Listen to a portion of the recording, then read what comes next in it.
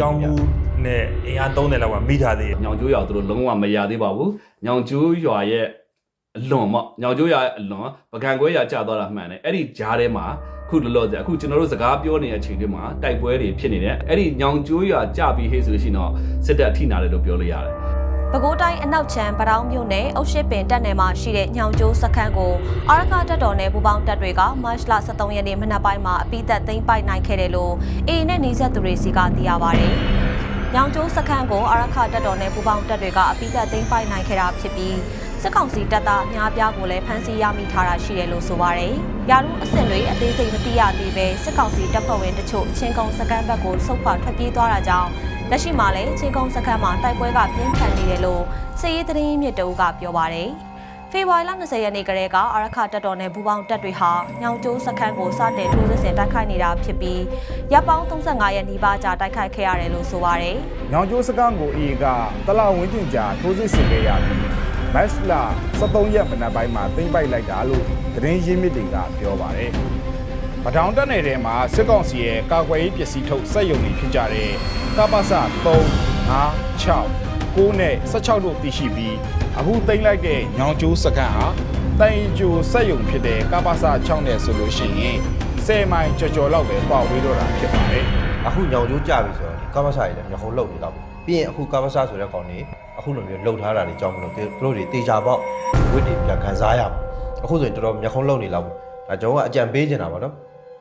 ဒီအခုတိုက်ပွဲမှာအကြံပေးနေတာအများကြီးရှိတယ်စစ်ကောင်စီဟောအဲ့လိုပေါ့နော်ကာမဆာအကောင်တွေဆိုအထုပ်ထုတ်ထားလို့ရာသီဥတုတာရတယ်ဆိုရင်မင်းတို့အထုပ်ထုတ်ထားပါပေါ့နော် ဒီအုတ်ရှိပင်ဗရောင်းအုတ်ရှိပင်နယ်မြေမှာလည်းသူကကပ္ပစတက်တွေတော်တော်များများရှိတာကပ္ပစ3တို့5တို့6တို့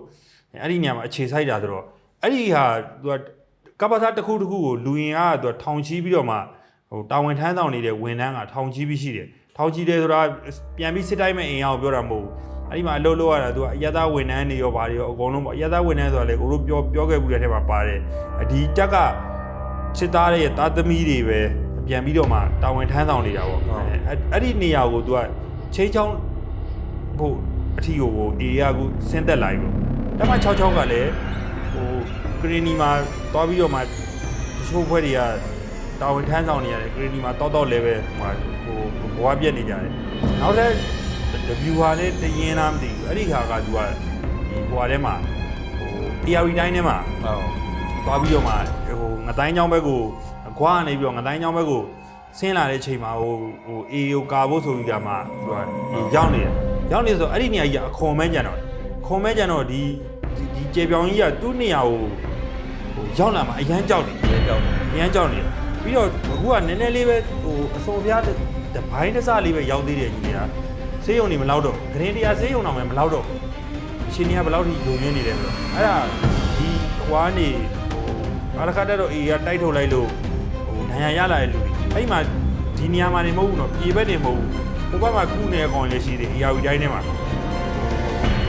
ကွာဘက်ကနေစုပ်တဲ့အဖွဲ့တွေအဲ့ဒီမှာနောက်ဟိုနိုင်ရကံဘက်ကစုပ်တဲ့အဖွဲ့တွေကဗဒန်းမှာကုနေတာရှိသေးတယ်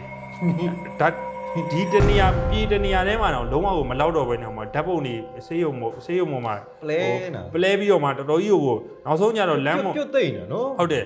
နောက်ဆုံးလမ်းမထုတ်ပြီးကူရမယ်အနေထားမျိုးတော့ဖြစ်နေစစ်ကြောင်းမှုနဲ့အင်အား30လောက်ကမိထားသေးတယ်မိသားသေးတယ်ထက်လာအောင်ပါနော်ပြီးရင်ကျွန်တော်တို့အမြဲတမ်းမှာမျှော်လင့်နေတဲ့အေအေရဲ့ဒါတကယ်သက်သေမှတ်တမ်း